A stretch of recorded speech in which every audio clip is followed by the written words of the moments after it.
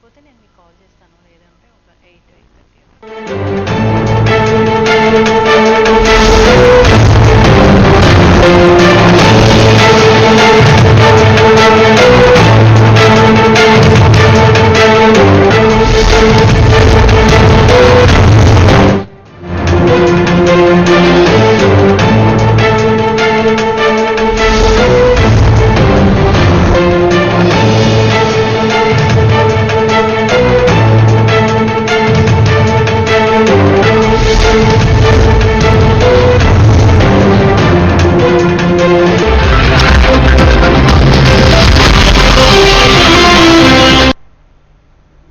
Good evening, Visakha వాజీ news కి స్వాగతం. నా పేరు మీనా కుంతల. ముందుగా వాజీ హెడ్లైన్స్ చూద్దాం.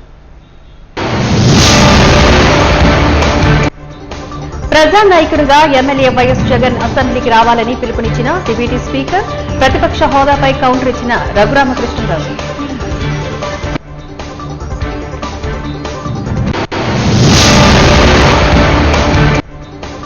ఏపీ సురక్ష యాప్ ను లాంచ్ చేసిన మంత్రి, స్కాన్ చేసి నాణ్యతను పరిశీలించి విశ్వాసాన్ని పొందుతామన్న కొల్లు రవీంద్ర.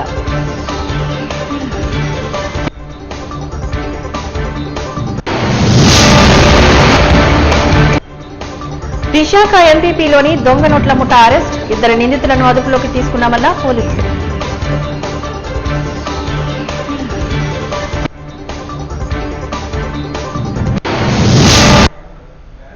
ఇక డీటెయిల్స్ చూద్దాం. ప్రతిపక్ష హోదా ఇవ్వడం జరగదని, ప్రజలు ఇచ్చిన ఎమ్మెల్యే అధికారంతోనైనా జగన్ అసెంబ్లీకి రావాలని డిప్యూటీ స్పీకర్ రఘురామకృష్ణరాజు పిలుపునిచ్చారు. విశాఖ మీడియా సమావేశంలో ఆయన ఈ సందర్భంగా మాట్లాడుతూ అసెంబ్లీకి రాకుండా అధికార పక్ష నాయకులపైన ఆరోపణలు చేయడం తగదని ఆయన సూచించారు.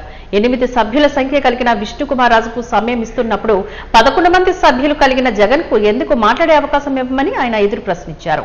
అసెంబ్లీకి వచ్చి ప్రజా సమస్యలపై చర్చించాలంటూ పిలుపునిచ్చారు. రావట్లేదని నేనైతే అనుకోవట్లా. ఆయన రాకూడదు, నాకు ప్రతిపక్ష హోదా ఇస్తేనే ఆయన వస్తాను అని ఆయన వాదంలో ఆయన ఉన్నారు. మరి అది నిలబడిన వాదం. మరి ప్రతిపక్ష హోదా వస్తుందా రాదా అనేది తెలియాలి అంటే ఇంకొక 3.5 సంవత్సరాలు ఆగాలి. ఈలోపు ప్రతిపక్ష హోదా వచ్చే అవకాశం లేదు. సో కాబట్టి అది ఆయన తెలుసుకొని ఇప్పుడు మళ్ళీ ఆయన కూడా ఈ పార్టీకి ఇంటర్వ్యూ మొదలుపెట్టి ఉంటారు. ఆయన ఏం మాట్లాడుతున్నారో తెలియదు. నేను వచ్చేసారి అసెంబ్లీకి వస్తానంటారా, ఎందుకంటే ప్రతిపక్ష హోదా రాదు కాబట్టి, లేదు వచ్చిన తర్వాతే వస్తానంటారా, అది నేను చెప్పలేను. కానీ ఆయన వస్తే ప్రజలకు కూడా మంచిది, ఆయన నియోజకవర్గానికే కాదు ప్రజలందరికీ కూడా.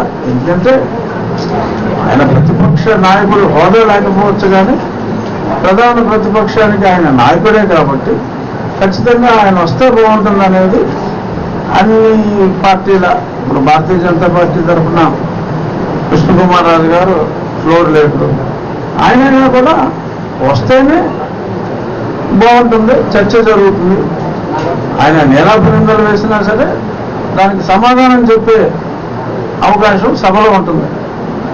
ఆయన ఇంట్లోనే మరి అసెంబ్లీ నిర్వహణలాగా ఆయన మాట్లాడటం, మరి దానికి సమాధానం చెప్పాలంటే ఇప్పుడు ఆయన ఏదో అన్నారనుకోండి, తక్కువ అసెంబ్లీలో అయితే విష్ణుకుమార్ రాజు గారి దేశం నుంచి వెంటనే సమాధానం చెప్పే అవకాశం ఉంటుంది. ఇప్పుడు ఆయన ఇంట్లో ఆయన మాట్లాడుకుని మన ఇంట్లో మనం మాట్లాడుకుని దీనివల్ల ఉపయోగం లేదు. సో కన్స్ట్రక్టివ్ డిస్కషన్, వారు మాట్లాడే దాంట్లో పాయింట్ అంటూ ఉంటే డెఫినెట్గా ఆయన అసెంబ్లీకి వచ్చి మాట్లాడితే ఉన్న ఇంపాక్ట్ ఆయన ఇంట్లో కూర్చొని మాట్లాడితే ఉండదు. సమావేశాలు ఎన్ని రోజులు జరుగుతుంది అనే దాని మీద ఉంటుంది. వచ్చే అసెంబ్లీ సమావేశాలు ఒక 25 రోజుల పాటు జరిగితే ఆయన 60 రోజులు రానట్టుగా కౌంట్ అవుతుంది. సో అక్కడ చేయగలిగేది ఏముండదు. ఎందుకంటే రాజ్యాంగంలో రాసున్న దాన్నే మనం చెప్పడం జరుగుతుంది. గతంలో చంద్రబాబు నాయుడు గారు చివరిలో 2 సంవత్సరాలు రాలేదు కదా, అప్పుడేమైంది అన్న మాటలు వినపడినాయి. అసలు ఆ గత 5 సంవత్సరాల్లో అసెంబ్లీ జరిగిందే 67 పని దినాలు. ఆఖరి 2 సంవత్సరాలు ఏదైతే చంద్రబాబు నాయుడు గారు అసెంబ్లీకి రాలేదో అప్పుడు జరిగిన పని దినాలు 35 రోజుల మించి లేవు. సో 60 రోజులు కంటిన్యూస్గా రానప్పుడే ఆ రూల్ అప్లై అవుతుంది. సో 35 పని దినాలకి అసెంబ్లీ పని దినాలకి ఆ రూలే అప్లై కాదు. అయినా సరే కొంతమంది దాన్ని ఎగ్జాంపుల్గా తీసుకుని మాట్లాడుతున్నారు. అది కరెక్ట్ కాదండి. మీకు ఇప్పుడు లైవ్ ఎగ్జాంపుల్ కృష్ణకుమార్ రాజు గారు ఉన్నారు. వారి పార్టీకి 8 మంది సభ్యులు ఉన్నారు. ఎంతసేపు మాట్లాడుతున్నారు ఆయన? మీరు చూసారు కదా, నేను ఎప్పుడు బెల్ ఒప్పుతానే ఉంటాను, ఆయన పట్టించుకుంటాను. సో మరి 8 మంది సభ్యులు ఉన్న కృష్ణకుమార్ రాజు గారు మాట్లాడుతున్నప్పుడు మరి ఆయనకి 11 మంది సభ్యులు ఉన్నారు. ఆయనతో కలిసి 11 మంది సభ్యులు ఉన్నప్పుడు డెఫినెట్గా సమయం అన్నది వారు మాట్లాడే కంటెంట్ని బట్టి, ఆ పాయింట్ని బట్టి ఉంటుంది. ఇక్కడ ఉన్నారు కాబట్టి వారి పక్కన నేనున్నాను. ఇప్పుడు తప్పనిసరిగా జగన్మోహన్ రెడ్డి గారు అసెంబ్లీకి రావాలి. ఎందుకంటే ఆయన ఊహించినటువంటి సిచ్యువేషన్ అసెంబ్లీలో ఏమీ ఉండదు. ఆయనకి టెక్నికల్గా రావాల్సిన సమయం కంటే ఇంకా కొంత వారికి ఎక్కువ ఇవ్వండి అని చెప్పి మా తరఫున కూడా నేను స్పీకర్ గారికి, డిప్యూటీ స్పీకర్ గారికి కూడా తెలియజేస్తాం. దానికి రీజను ఇప్పుడు ఈ మధ్య కాలంలో చూస్తే అపోజిషన్ పార్టీ లేని వలన అసెంబ్లీ కంట కౌన్సిల్కి ఎక్కువ వాల్యూ ఇచ్చేసి కౌన్సిల్దే ఎక్కువ టీవీల్లోని పబ్లిక్కి వెళ్తుంది. ప్రజాప్రతినిధులు, ఎన్నికైన ప్రజాప్రతినిధులు విన్నవించుకునే సమస్యలు కానీ, ప్రభుత్వం చెప్పే సమాధానాలు కానీ అవి పబ్లిక్కి చేరటం లేదు అనేది ఒక విధమైన వార్తలు వస్తున్నాయి. కాబట్టి జగన్మోహన్ రెడ్డి గారు, వారి పార్టీ సభ్యులు తప్పనిసరిగా అసెంబ్లీకి రావాల్సిన బాధ్యత ఉంది. టెక్నికల్గా మీకు రావాల్సిన సమయం కంట ఎక్కువగానే వస్తుంది అని చెప్పి నేను భావిస్తున్నాను. ఇది కూడా పక్కా ప్రణాళికలతోనే కొయ్యూరు జడ్పీటీసీ వారా నూకరాజును చుట్టుముట్టి దాడి చేసి హత్య చేసినట్లుగా అనకాపల్లి డీఎస్పీ ఎం శ్రావణి పేర్కొన్నారు. ఈ నెల 20వ తేదీన హత్యకు గురైన కొయ్యూరు జడ్పీటీసీ వారా నూకరాజు హత్య ఉదాంతాలపైన రోలుగుంట పోలీస్ స్టేషన్లో డీఎస్పీ ఎం శ్రావణి మీడియా సమావేశాన్ని నిర్వహించారు. ఈ సమావేశంలోని మాట్లాడుతూ గత కొన్ని సంవత్సరాలుగా కొయ్యూరు జడ్పీటీసీ వారా నూకరాజుకు రోలుగుంట మండలం జటాసీపురం గ్రామ రెవెన్యూలోని కొంత భూమి ఉందని, ఆ భూమిపైన స్థానిక ప్రత్యర్థులకు వివాదాలు ఉన్నాయని, ఆ నేపథ్యంలోనే 7 నిందితులు పక్కా ప్రణాళికలతోని జడ్పీటీసీ నూకరాజును ఆయుధాలతో హతమార్చారని తెలిపారు. హత్యకు కారకులైన నిందితులను కోర్టుకు హాజరుపరిచినట్లుగా డీఎస్పీ తెలియజేశారు. 20వ తారీఖు ఉదయం 11కి కొయ్యూరు జడ్పీటీసీ అయినటువంటి వారా నూకరాజు గారిని హత్య చేయడం జరిగింది. ఆయన భూమి 10.83 ఎకర్స్ రోలగుంటలో ఉంది, సర్వే నెంబర్ 139 లో. అది చూసుకుని అక్కడ తుప్పలు గట్టా క్లియర్ చేయడానికి అని చెప్పేసి ఆయన వస్తే ఆన్ ఇన్ఫర్మేషన్ ఈ అక్యూజ్డ్ పార్టీ ఎవరైతే ఉన్నారో అక్కడే గుడిసెలు వేసుకుని జీవిస్తూ ఉన్నారో వాళ్ళు మంచి సమయం కోసం చూశారు. ఎప్పుడైతే ఈయన వెళ్లారో ఈయన మీద కత్తులతో అండ్ కర్రలతో దాడి చేసి ఈయన్ని చంపటం అనేది జరిగింది. విషయం తెలియగానే సంఘటనా స్థలానికి SI Rolugunta and CI Kothakota వెళ్లి we have used all technical and other means to gather all the evidences and subsequent గా ఈ ఎవిడెన్సెస్ అన్ని గ్యాదర్ చేశాక మాకు ఆన్ రిలయబుల్ ఇన్ఫర్మేషన్ నిన్న ఈ అక్యూజ్డ్ ఎవరైతే ఉన్నారో వాళ్ళ గుడిసెల దగ్గర తిరుగుతున్నారు అని ఇన్ఫర్మేషన్ వచ్చింది. దాన్ని బేస్ చేసుకుని వెళ్ళి నిన్న వాళ్ళని అరెస్ట్ చేయడం జరిగింది. దీంట్లో టోటల్ గా 7 అక్యూజ్ ని అరెస్ట్ చేయడం జరిగింది. వీళ్ళంతా అక్కడే గుడిసెలు వేసుకుని ఉండటం, వీళ్ళకి వారా నూకరాజు గారికి ప్రీవియస్ గానే ఈ ల్యాండ్ కి సంబంధించి కొన్ని డిస్ప్యూట్స్ ఉండటం జరిగింది. దానికి సంబంధించే వీళ్ళు మర్డర్ చేశారని వాళ్ళ స్టేట్మెంట్స్ లో వాళ్ళు చెప్పారు. సో ఈ రోజు వీళ్ళని మనం అరెస్ట్ చేసి కోర్టుకి రిమాండ్ కి ప్రొడ్యూస్ చేస్తున్నాం. మర్డర్ వెనకాల ఉన్న వాళ్ళని కూడా ఇన్వెస్టిగేట్ చేస్తున్నాము. Investigation still going on. As of now ఒక 7 అక్యూజ్ అయితే అరెస్ట్ చేశాము. ఇది కంప్లీట్లీ ఎస్పీ గారు నేను మానిటర్ చేస్తున్నాము ఇన్వెస్టిగేషన్ కి సంబంధించి. సో ఎవరైనా వెనకున్నా సరే if we get information in investigation మేము వాళ్ళని కూడా we are investigating into it. ఇప్పుడు మనము ఏదైనా సరే ఇన్వెస్టిగేషన్ చేయకుండా చెప్పలేము. సో మా ఇన్వెస్టిగేషన్ ప్రకారం if he is also there then we will take even అది. హరే కృష్ణ మెహతా భారత స్వాతంత్ర ఉద్యమంలో చురుకైన పాత్ర పోషించారని ఏయూ రిజిస్టర్ ఆచార్య రాంబాబు గుర్తు చేశారు. ఏయూ శతాబ్ది ఉత్సవాల్లో భాగంగా పొలిటికల్ సైన్స్ విభాగపు గ్యాలరీలోని the era of doctor Hare Krishna Mehta to modern India అనే అంశంపైన నిర్వహించిన ఈ సదస్సులో ఆయన ముఖ్య అతిథిగా పాల్గొని మాట్లాడారు. స్వాతంత్ర ఉద్యమంలో చురుకైన పాత్ర పోషించి అనేక మార్లు జైలు జీవితం కూడా అనుభవించారంటూ గుర్తు చేశారు. ఆ సమయంలో ఆయన ప్రదర్శించిన ధైర్య సాహసాలకు గాను ఉత్కల్ కేసరిగా పేర్కొంచారని పేర్కొన్నారు. 2 సార్లు ఒడిశా ముఖ్యమంత్రిగా పనిచేసి ఆ రాష్ట్ర అభివృద్ధికి ఎనలేని సేవలు అందించారంటూ తెలియజేశారు. స్వాతంత్ర సమరయోధుడిగానే కాక జర్నలిజానికి కూడా ఆయన విశేష కృషి చేశారని గుర్తు చేశారు. By the time a sailor, around 19,000 after independence. To get the independence, there are many people sacrificed their lives and prisoned for a longer time, and finally we got freedom after a struggle of more than 3 decades.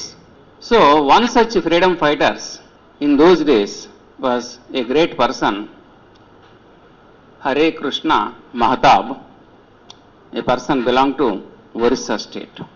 He contributed a lot from the state of Orissa, particularly in the freedom movement, and he was called as Orissa Kesari. Andhra Kesari, anybody knows? Tanguduri Prakasam Pantulu. So, Andhra Kesari, Tangudurum Prakasam Pantulu, Orissa Kesari, Hare Krishna Mahatab. Like that, their contributions, they are Kesaris, that means Simhala. So, that was the contribution of Hare Krishna Mahatab, and on 25th of this month, 125th birth centenary celebrations are taken place, and the government of India is proposed to organize the centenary 125th birth centenary celebrations of Hare Krishna Mahatab. There was many freedom fighters who worked during freedom movement, who used journalism as a byproduct to promote their ideology. In one of the essays, and Mahatma Gandhi was writing, he said, I used journalism as a byproduct to promote my ideology. So that was the concept in which many of the freedom fighters used journalism to promote the cause of India and for the freedom of the country. There's a different aspect. So the beginning of the year 1950s to 2020, the last 75 years, Indian journalism took many turns, and it went through many crises, and also contributed much to the growth of journalism. I started my journalism. స్వేచ్ఛ కోసం సర్దార్ భగత్ సింగ్, రాజగురు శిఖర్ ధవన్ల కంటే 4 సంవత్సరాల ముందే ఉరిశిక్ష పడిన దేశభక్తుడు అష్ఫాకుల్లా ఖాన్ అని all India Bahujan Samaj party జాతీయ సమన్వయకర్త మాజీ డీజీపీ పూర్ణచంద్రరావు తెలియజేశారు. భారతదేశం ముద్దుబిడ్డ ప్రముఖ స్వాతంత్ర సమరయోధుడు షహీద్ అష్ఫాకుల్లా ఖాన్ 125వ జయంతి వేడుకలను బహుజన్ సమాజ్ పార్టీ ఆధ్వర్యంలో నిర్వహించబడ్డాయి. ద్వారకానగర్ పౌర గ్రంథాలయంలో నిర్వహించిన ఈ వేడుకల్లో భాగంగా ఆయన చిత్రపటానికి పూలమాలలు వేసి నివాళులర్పించిన అనంతరం మీడియా సమావేశంలో పాల్గొని మాట్లాడారు.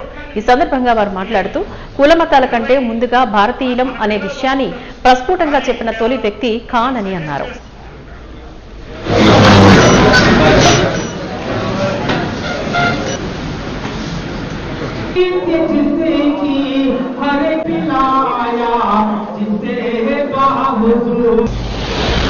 అష్ఫాకుల్లా ఖాన్ గారి జయంతి, ఆయన్ని బ్రిటిష్ ప్రభుత్వం కాకోరి కుట్ర కేసులో ఉరిదీశారు.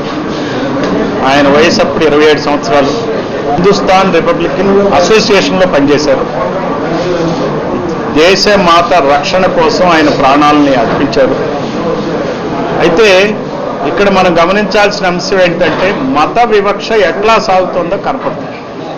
మనం భగత్ సింగ్ ఆయన కూడా అట్లనే మరి ఆయన ప్రాణాలని లెక్క చేయకుండా ఆయన ఉరి తీయబడ్డాడు. మరి ఇక్కడ మన అల్లూరి సీతారామరాజును కూడా చూసాం. ఆయన ఘనంగా ఆయన జయంతిని నిర్వహిస్తాం. మరి చంద్రశేఖర్ ఆజాద్ ఆయన కూడా మరి ఈయనతో పాటే పనిచేశారు. ఆయన్ని ప్రభుత్వం మరి కాల్చి చంపడం జరిగింది. ఆయన అమరుడయ్యాడు. సో ఓ పక్క భగత్ సింగ్, చంద్రశేఖర్ ఆజాద్ వాళ్ళ గురించి తెలుసు, కానీ వాళ్ళ జయంతుల్ని వాళ్ళ వర్ధంతుల్ని మనం సెలబ్రేట్ చేయటం, ఇంకో పక్క మరి అష్ఫాకుల్లా ఖాన్ గారి జయంతిని వర్ధంతిని చేయకపోవడం అనేది కరెక్ట్ కాదు. ఈ డిసెంబర్ 19 నాడు ఆయన వర్ధంతి వస్తుంది. ఆయన అమరుడైన రోజు. ఆ రోజున ఖచ్చితంగా ఈ ప్రభుత్వం ఘనంగా ఆయన వర్ధంతిని నివాళులు అర్పించాలని చెప్పి కోరుతున్నాం, డిమాండ్ చేస్తున్నాం. నగరంలో ఎంవీపీ కాలనీలోని దొంగ నోట్లను ముద్రిస్తున్న ముఠాను విశాఖపట్నం పోలీసులు అరెస్ట్ చేశారు. ఈ మేరకు విశాఖ నగర పోలీస్ కమిషనరేట్ సమావేశ మందిరంలో నిందితులను మీడియా ముందు ప్రవేశపెట్టి ఆయా సంబంధిత వివరాలను క్రైమ్ డీసీపీ వెల్లడించారు. నిందితులు శ్రీరామ్ గుప్తా, వరప్రసాద్ ను అదుపులోకి తీసుకున్నట్లుగా వెల్లడించారు. దాదాపుగా 10 లక్షల రూపాయల నకిలీ నోట్లను ఒరిజినల్స్ గా చలామణి చేసేందుకు విఫలయత్నం చేస్తున్నట్లుగా వివరించారు.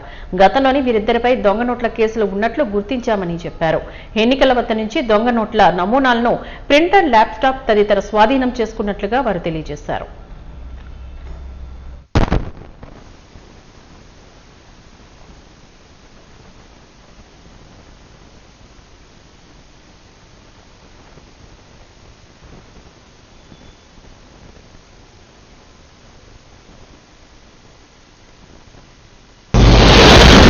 దొరికిన శ్రీరామ్ అన్నది మీద 2020లో మధ్యప్రదేశ్ ఉజ్జయినిలో ఆల్రెడీ ఒక దొంగ కేసు ఉంది, దొంగ నోట్ల తయారు మీద కేసు ఉంది. అతను ఇంకో కేసు కూడా ఉందన్నాడు, ఆ డీటెయిల్స్ కూడా తీసుకుంటున్నాం. మిగతా ఇద్దరు కూడా మనకు దొరికినప్పుడు వాళ్ళ మీద ఏమన్నా కేసులు ఉన్నాయా ఏంటి అన్నది. వరప్రసాద్ అన్నతను వైజాగ్ వాస్తవ్యుడు. ఇతను ఆల్మోస్ట్ ఒక 5 years నుంచి ఆ ఇంట్లో ఉండడం జరుగుతోంది. మనం ఇప్పుడు పట్టుకున్న ఈ శ్రీరామ్ అన్నతను ఒక 6 months నుంచి ఇక్కడికి వచ్చి ఒక 2 months క్రితం ఒకసారి రావడం, 6 months క్రితం ఒకసారి రావడం జరిగింది. సో ఇదంతా 6 months నుంచి మనం అనుకోవచ్చు.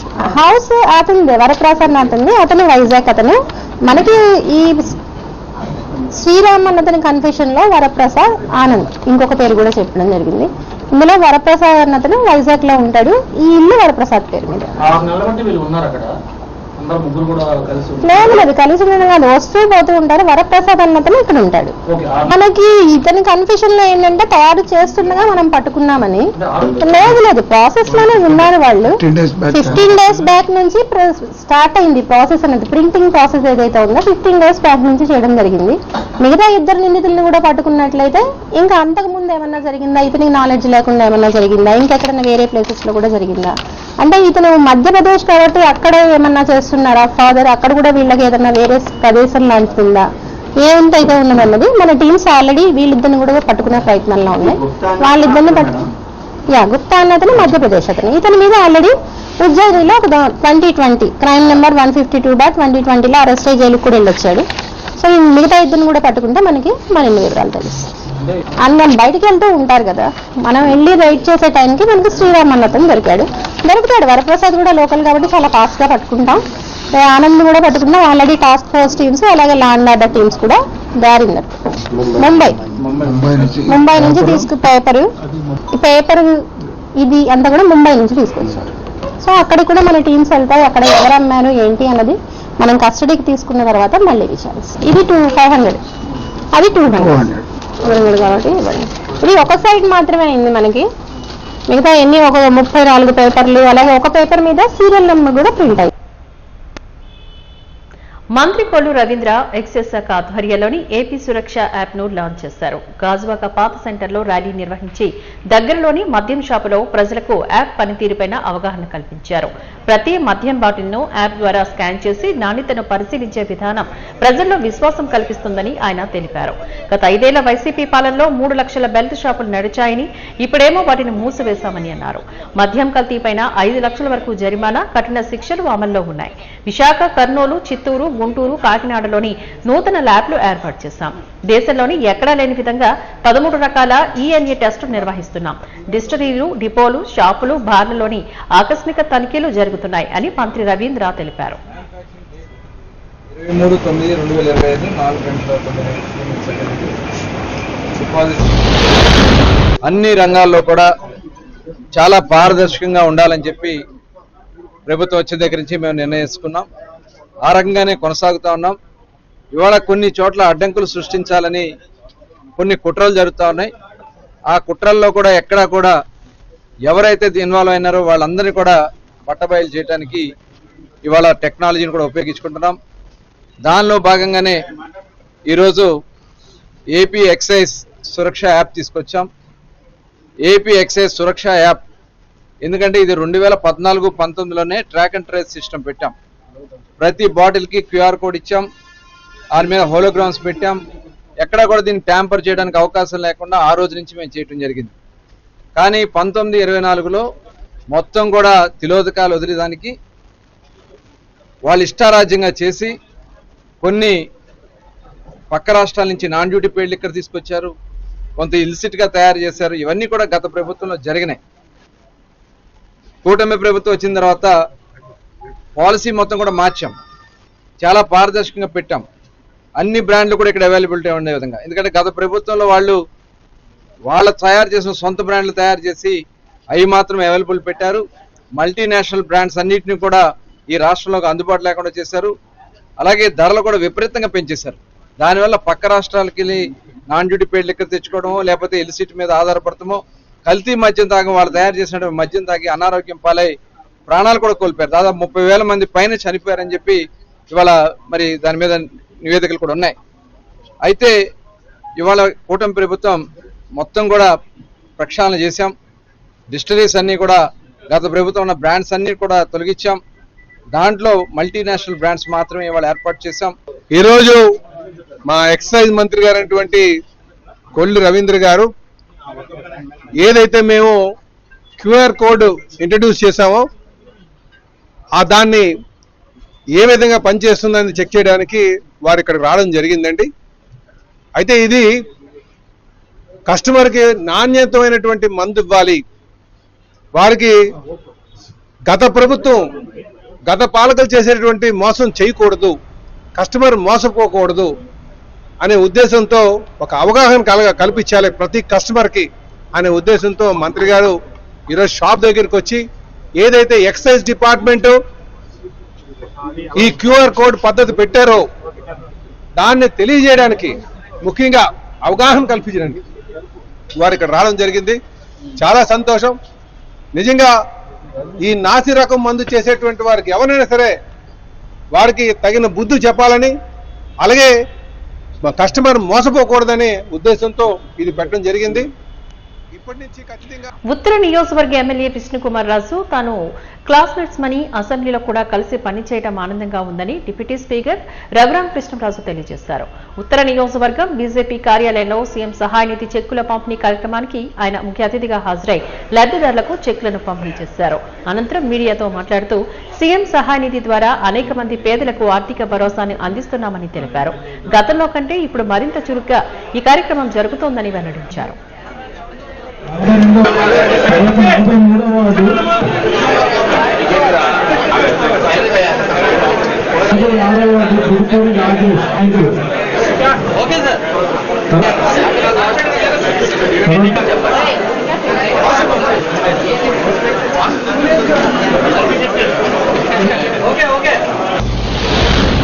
కూడా నేను రఘురామ కృష్ణరాజు గారికి స్వాగతం పలుకుతున్నాను.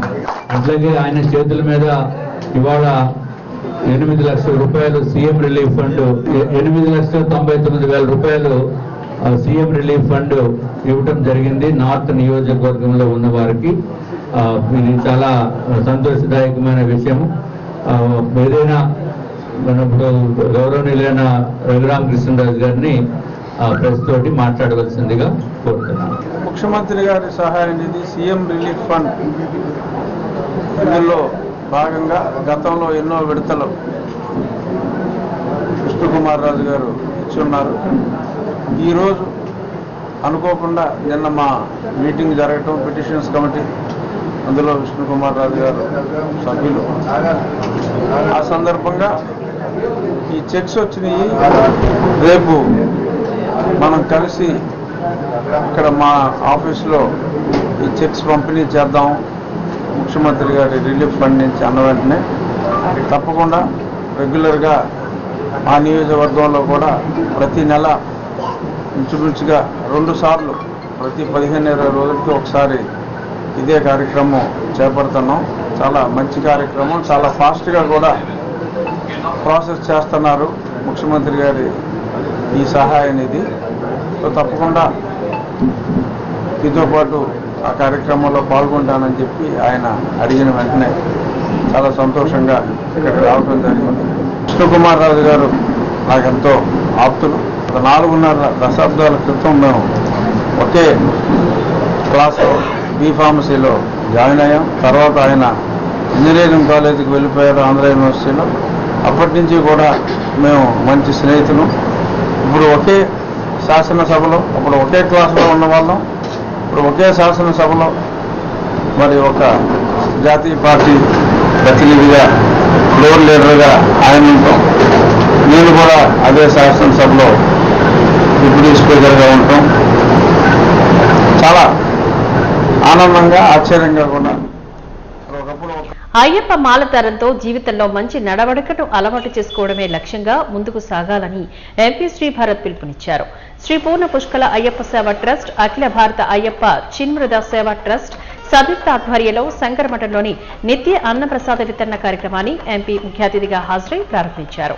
ఈ సందర్భంగా గురుస్వామి పైల ఆదిమోహన్ రెడ్డి మాట్లాడుతూ గత 3 సంవత్సరాలుగా నియమనిష్టలతో అయ్యప్ప భక్తులకు అన్నప్రసాద వితరణ కార్యక్రమాన్ని నిర్వహిస్తున్నామని తెలిపారు. అయ్యప్ప తత్వాన్ని సమాజానికి తెలియజేయడమే లక్ష్యంగా తమ ట్రస్ట్ జాతీయ స్థాయిలో పనిచేస్తుందని వెల్లడించారు.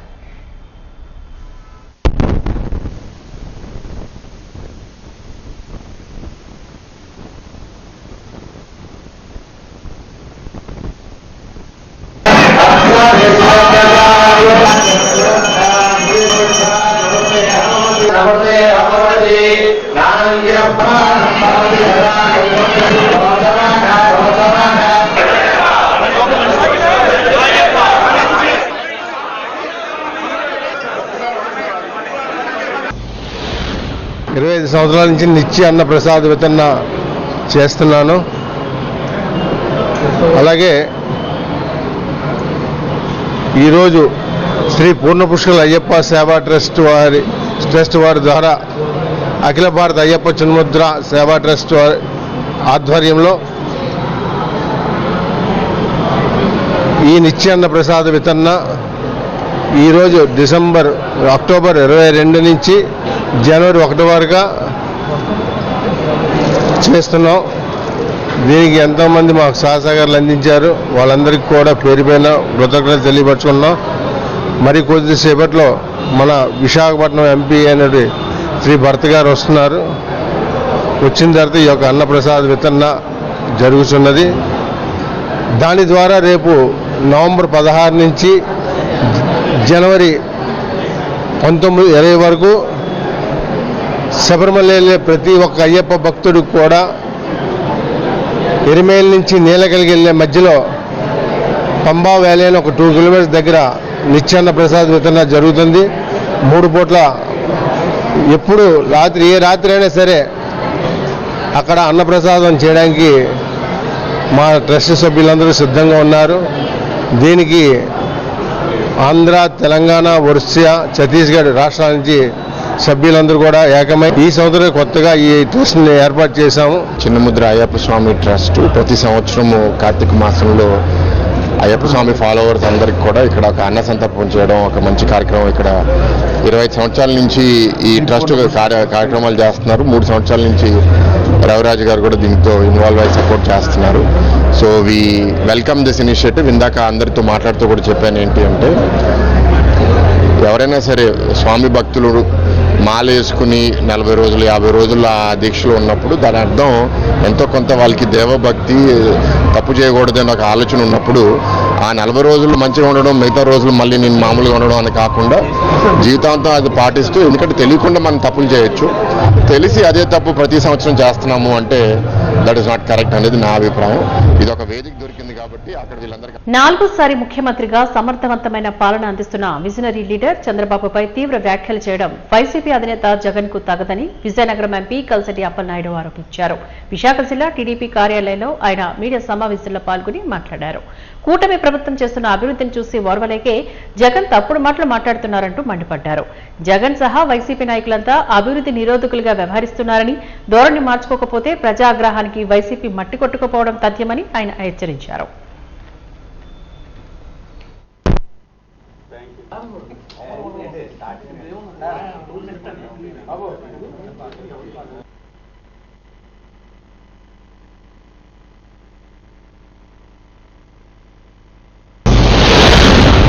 తెలుగువాడు దేశం విదేశాల్లో ఉన్న ప్రతి ఒక్కరు కూడా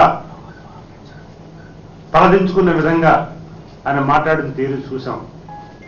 ఫస్ట్గా చంద్రబాబు నాయుడు గారి పైన ఆయన వ్యాఖ్యల్ని మనం ఒకసారి ప్రస్థానం చేసుకుంటే బాధాకరమైన వ్యాఖ్యలు చేస్తున్నాడు. గతంలో ఆయన ముఖ్యమంత్రి ఉండగా అసెంబ్లీలో అవమానం చేసిన విషయాన్ని మనం చూసాం.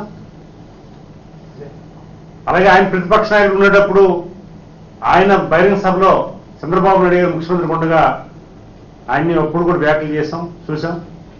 దారుణంగా కాల్చి చంపండి, కాల్చి చంపిన ఇది లేదు అని వ్యాఖ్యలు కూడా చేశారు. కొన్ని విషయాలు మాట్లాడలేని పరిస్థితి కూడా ఉన్నాయి కొన్ని వాక్యాలని. ఈరోజు కూడా ఒక ముఖ్యమంత్రిని పట్టుకొని నీలాగా వన్ టైం ముఖ్యమంత్రి కాదు, ఈరోజు 4సారి ముఖ్యమంత్రి. 4సారి ముఖ్యమంత్రి చేసే భారతదేశం చాలా మంది ఉండొచ్చు, కానీ భారతదేశంలో ప్రపంచంలోనే అత్యంతమైన క్రెడిబుల్ ఉన్న ముఖ్యమంత్రి, అందరూ హర్షించే, హృదయపూర్వకంగా హర్షించే ముఖ్యమంత్రి. అలాంటి వ్యక్తిని ఈరోజు అన్పార్లమెంట్ మాట్లాడుతుంటే ఒక ఆంధ్రుడిగా, తెలుగువాడిగా, ఒక ప్రజాప్రతినిధిగా చాలా బాధ చేస్తుంది. ఒక రకమైన బాధతో పాటు ఇలాంటి వ్యక్తితో ఈ రాష్ట్రంలో ఒక ప్రతిపక్ష పార్టీ ఉండడం అనే ఒక బాధ కూడా కలిగే పరిస్థితి వచ్చింది. భీమవరం డీఎస్పీ వ్యవహారంపై డిప్యూటీ స్పీకర్ శాసనసభాపక్ష ఫిర్యాదుల కమిటీ చైర్మన్ రఘురామకృష్ణరాజు స్పందించారు. తన నియోజకవర్గంలో పనిచేస్తున్న డీఎస్పీ పనితీరుపై తనకున్న సమాచారాన్ని మాత్రమే అందించానని, తన ఎవరిని సమర్థించలేదని స్పష్టం చేశారు. అధికారికులకు మంచి ట్రాక్ రికార్డు ఉన్నట్లు తన దృష్టికి వచ్చిందని చెప్పారు. డిఎస్పీలో ఒక డిఎస్పీ గారి మీద ఒక ఆరోపణ వచ్చింది, దాని మీద విచారణ జరుగుతుంది. దాని గురించి విశాఖపట్నంలో ఎవరు పడితే ఆ ఊర్లో అంత డిస్కషన్ జరగవలసిన, నేను నా పరిధిలో పనిచేస్తున్న వ్యక్తి ఆయన సరిగ్గా పనిచేస్తున్నారు అనేది నాకున్న సమాచారం మేరకు. ఇప్పుడు ఈయన దగ్గర పనిచేస్తున్న ఒక ఆఫీసర్ ఉన్నారు, విష్ణు కుమార్ రాజు గారు, అంటే ఈ పరిధిలో ఒక పోలీస్ ఆఫీసర్ ఉన్నారు. ఆ పోలీస్ ఆఫీసర్ గారి గురించి ఆ పనితీరు మీద బాగోలేదనుకోండి, కంప్లైంట్స్ విష్ణు కుమార్ రాజు గారికి తెలుస్తాయి. అలాగా ఆ పరిధిలో నేను రోజు కనీసం ఒక 500-600 మందిని కలుస్తా, వారానికి 5 రోజులు అక్కడ ఉంటున్నా. నాకెవరు కంప్లైంట్ ఇవ్వలేదు.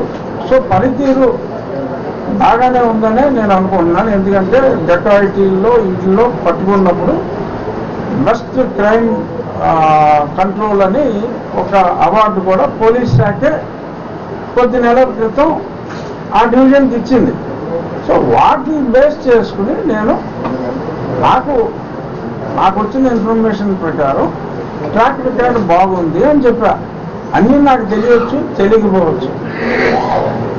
ఎంక్వైరీ చేయమన్నారు, ఎంక్వైరీ చేస్తున్నారు. లేదు ఎంక్వైరీలో లేదు చాలా తప్పులు చేశారు అనుకోండి, పోలీస్ డిపార్ట్మెంట్ తీసుకుంటుంది. బట్ నేను ఆ దగ్గర పనిచేస్తున్న నా ఏరియాలో పనిచేస్తున్న ఒక అధికారి మీద నాకు తెలిసి ఎటువంటి కంప్లైంట్లు రానప్పుడు, నాకు తెలిసి మంచి అధికారి అనే పేరు ఉందని నాకు అనిపించినప్పుడు, నా మనసులో భావాన్ని నేను తెలియజేయకపోతే అది నా దౌర్బల్యం అవుతుంది.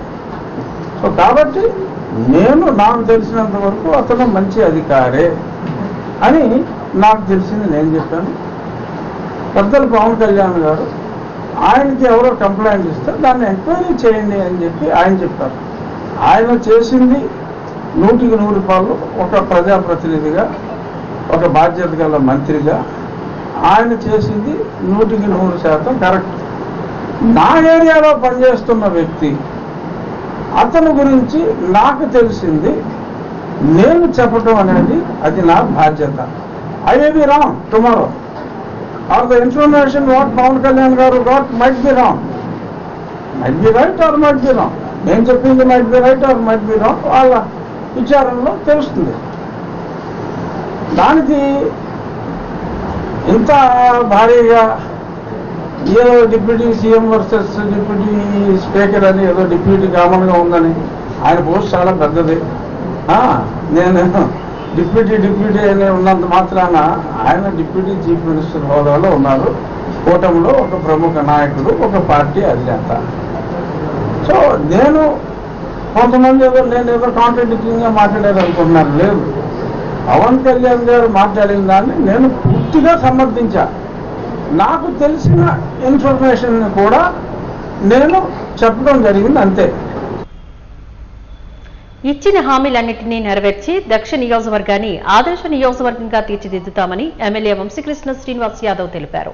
32వ వార్డు సౌత్ జైల్ రోడ్లోని 1,45,00,000 తోని రహదారి నిర్మాణానికి శంకుస్థాపన గావించారు.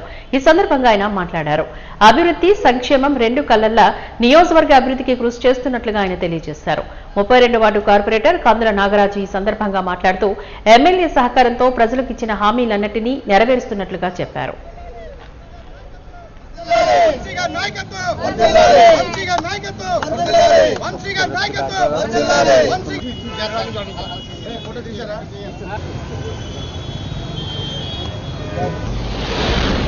అక్కడ రైల్వే స్టేషన్ దగ్గర నుండి ఇటు ఆర్ఆర్ గ్రాండ్ వరకు రెండు వైపులు ఉన్న రోడ్డు మరి చిందరవందరగా ఉంది. గత ప్రభుత్వంలో పట్టించుకోకుండా ఉయ్యాల జంపాలు ఆటలాడుకొని అది వదిలేయడం మూలంగా ఈరోజు ప్రజలు చాలా ఇబ్బందులు పడుతున్నారు. దానికి ఈరోజు మరి మన వంశీ గారు చొరవతో మరి 1,45,00,000 రూపాయలతో ఈ రోడ్డుని పూర్తిగా కొత్త రోడ్డు తయారు చేసి ఇవాళ ప్రజలకు అందుబాటులో తీసుకురావడం కోసం ఇవాళ ఇక్కడ శంకుస్థాపన చేయడం జరిగింది. మరి అలాగనే కూటమి ప్రభుత్వంలో తప్పనిసరిగా ఇచ్చిన ప్రతి హామీని కూడా నిలబెట్టుకుంటూ మరీ ముఖ్యంగా మా దక్షిణ నియోజకవర్గానికి వచ్చేసరికి మా ఎమ్మెల్యే గారు ఎక్కడైతే మాట ఇచ్చామో ఆ మాటని వాళ్ళు అడగకపోయినా మన ఎమ్మెల్యే గారు వెళ్ళి మేము ఏదైతే మాట ఇచ్చామో మాట చేస్తామని చెప్పినందుకు ఆయనకి మేము ప్రత్యేకించి ధన్యవాదాలు తెలియజేసుకుంటున్నాను. అలాగనే మరి నా వార్డు వరకు వచ్చేసరికి ఇప్పటి వరకు సుమారుగా 14-15 కోట్ల రూపాయల దాకా వరకు వర్కులు జరిగాయి, ఇంకా జరగవలసి ఉన్నాయి.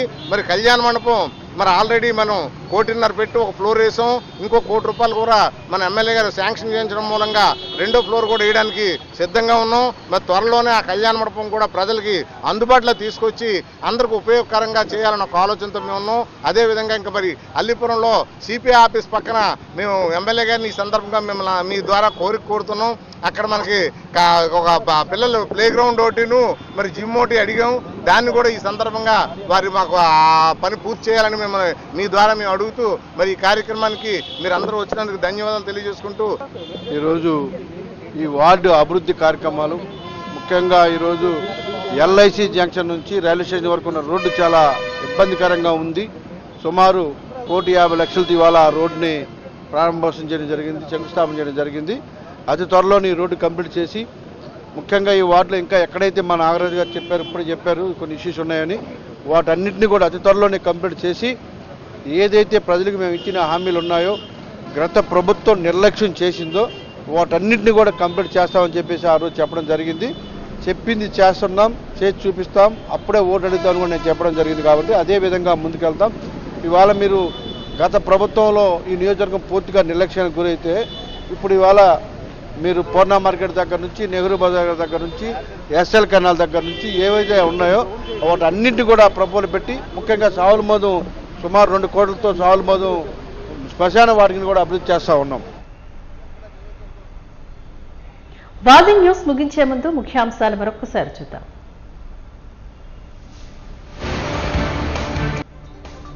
ప్రజానాయకుడిగా ఎమ్మెల్యే వైఎస్ జగన్ అసెంబ్లీకి రావాలని పిలుపునిచ్చిన డిప్యూటీ స్పీకర్, ప్రతిపక్ష హోదాపై కౌంటర్ ఇచ్చిన రఘురామకృష్ణంరాజు.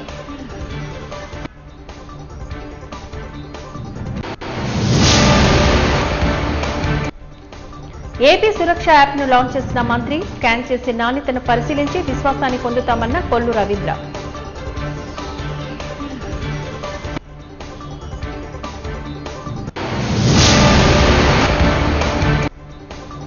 విశాఖ ఎంబీపీలో దొంగ నోట్ల ముఠ అరెస్ట్, 2 నిందితులను అదుపులోకి తీసుకున్నామన్న పోలీసులు.